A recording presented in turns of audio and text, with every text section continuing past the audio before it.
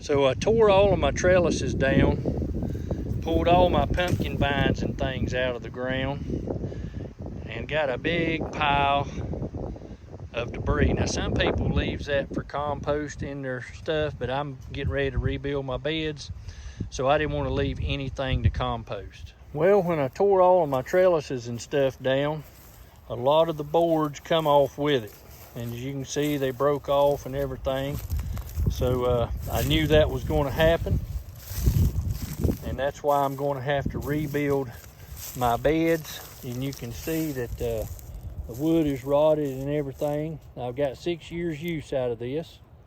So when I took the trellises down, they was screwed to the boards here on the sides. This made the boards come apart, basically fall apart.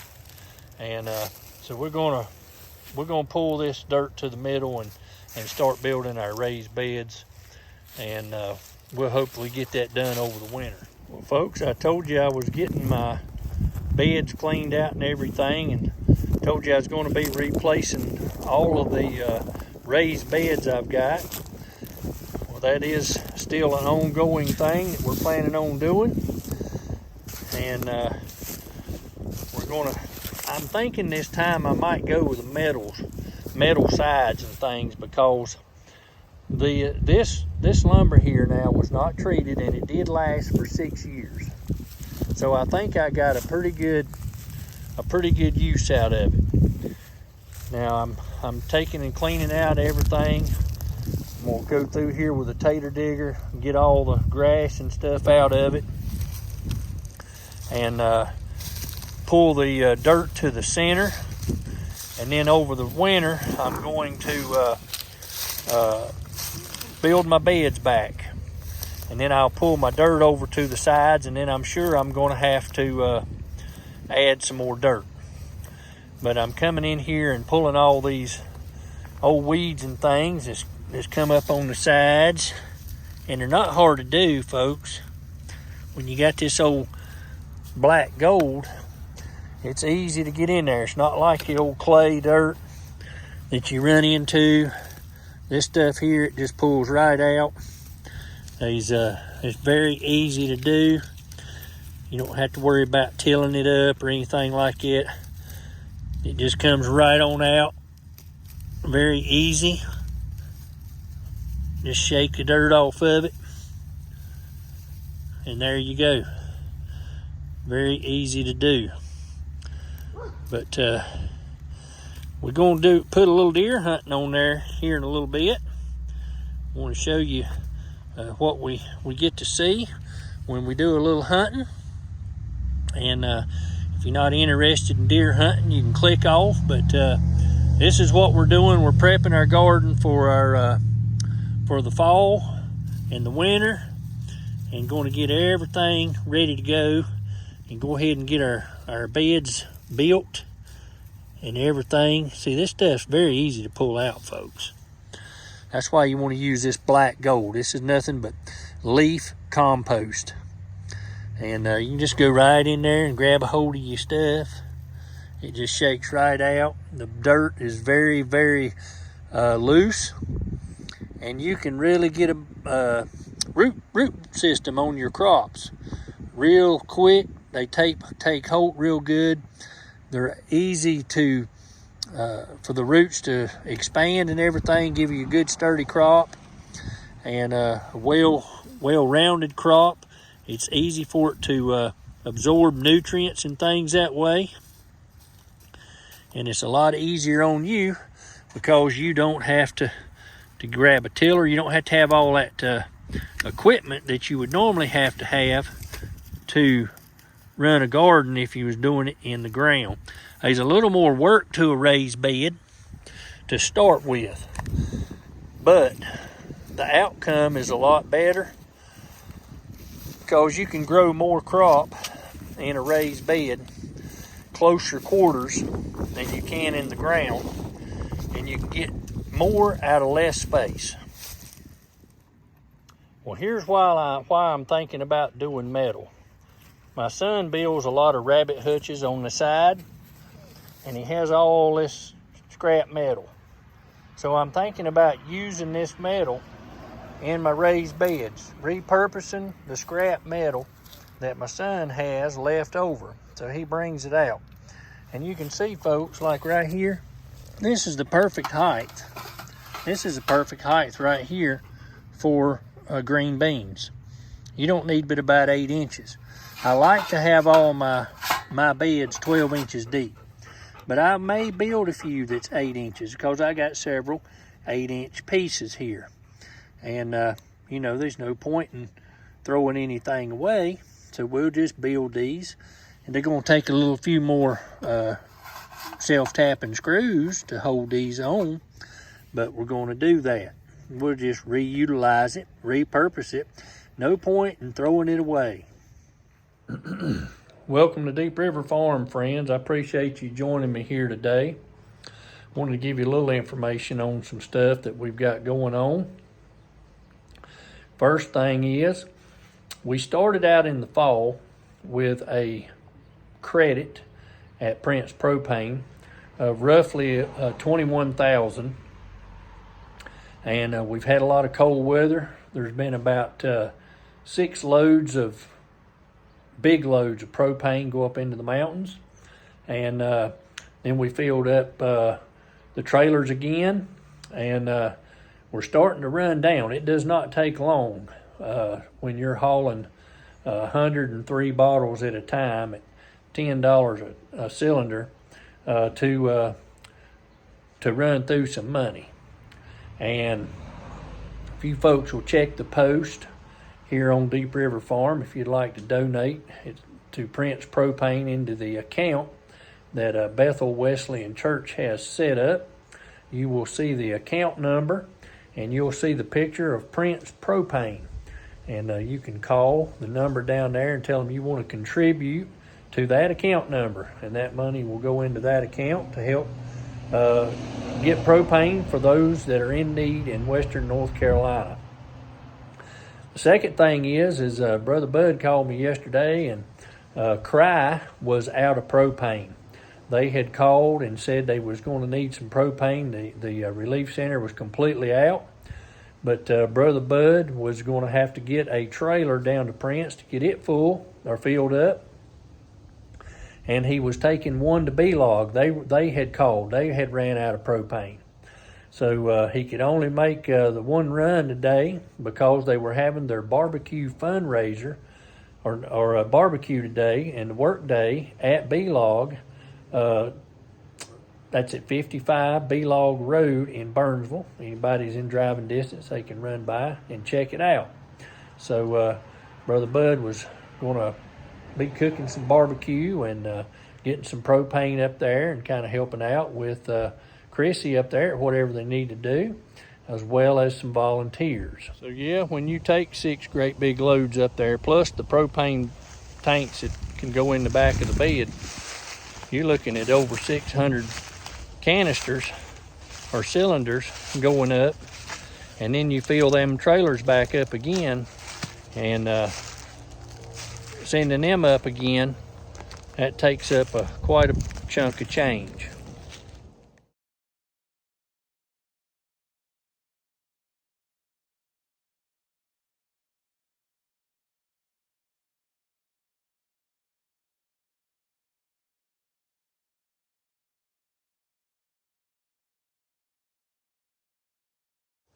Well, let's take a little look at this morning's deer hunt, folks.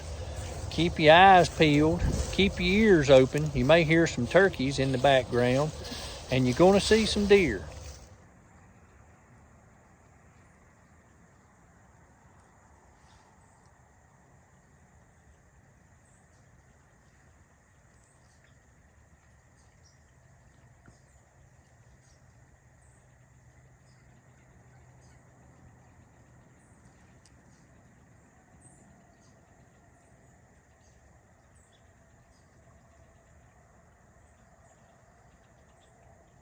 So folks, what you're just looking at was a grass strip that's been maintained. That in the middle is nothing but briars and small trees. It's a perfect habitat for the deer to slip in and out of. If you'll watch real close, you're going to see some deer. Now, you're not going to see anything get shot or anything like that. Didn't do any good this morning. Did see 8, but let them all slide. We're looking for a trophy buck. We've got a trophy down there, and we're trying to get a hold of the trophy buck. So we're not going to take any of the females or anything like that, or any of the smaller bucks. We're going for the trophy. And if we don't see the trophy, then we're probably not going to take anything. We still got some meat in the freezer. And then if we get to a dire straits, if hamburger goes out the roof and we go into dire straits, then we may take one late in the season to replenish the freezer. But also listen real close. You're going to hear some turkeys in the background. I had turkeys all over me. They were flying over my head. I didn't get any of that on video, but you can hear them clucking, maybe, on your video. And but you're going to see some deer. And it was a cold morning this morning. It's about 40 degrees. We did not have any frost this morning, but it was set up where it could have easily happened, but we had just a slight breeze.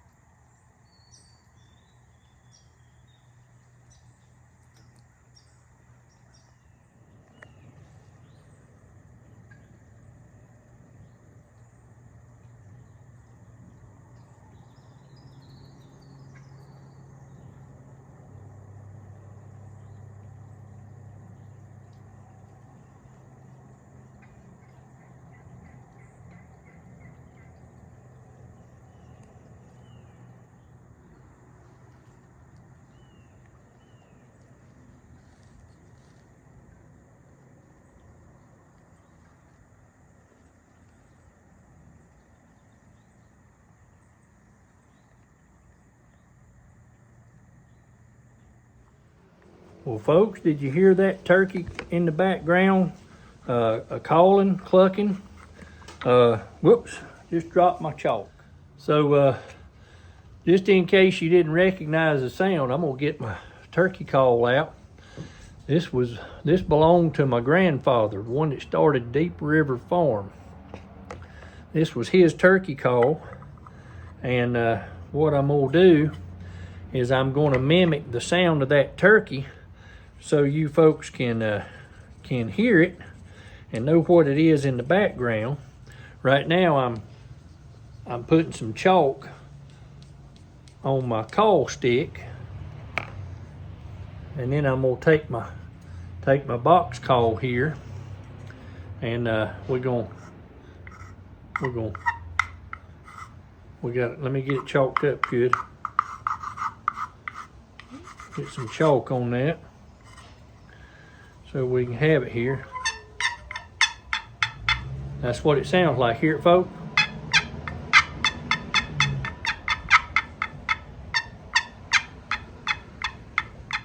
That's what that turkey sounds like. Hear it? And this is the box call here.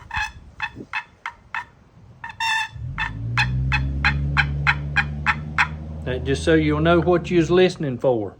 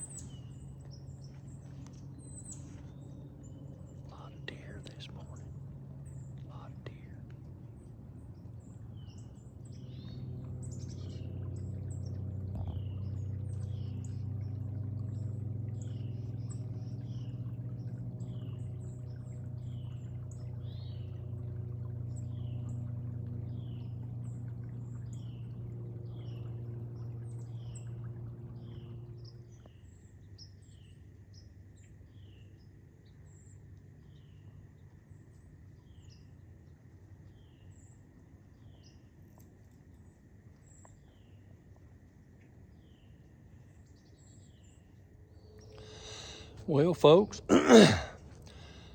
cold morning this morning. Didn't pull the trigger on anything. We're looking for the right one to get. Got a twig down my shirt back here. Got to get that worked out. There it went. It fell to my belt loop. I felt that. There it is. Leaf. Anyway, wound up seeing 8 deer. They were all does, all female. And come out and checked some scrapes. And we'll show you a picture of a rub. Don't know if that'll go in before or after the video, but looks quite promising down in the creek bank bed area down there. Hadn't been in there much this year at all. Didn't want to spook anything. And paid off. Got to see several deer this morning. Dad didn't see anything. I think what he might have done was sit there and fell asleep, but don't know. But we're loaded up. We're gonna go eat some breakfast.